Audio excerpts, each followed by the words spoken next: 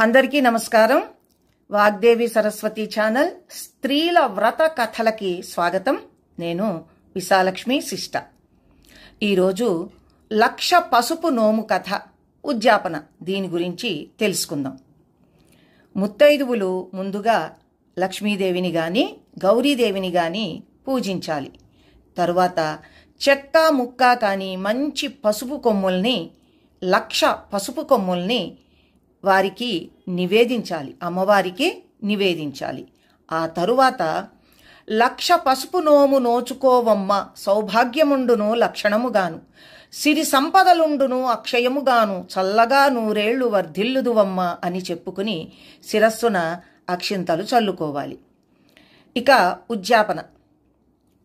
అమ్మవారికి నివేదించిన ఈ లక్ష పసుపు కొమ్ముల్ని అలాగే కుంకుమని దోసిటి నిండుగా తీసుకుని ముత్తైదువులందరికీ దక్షిణ తాంబూలాలతో వారికి వాయనం ఇవ్వాలి.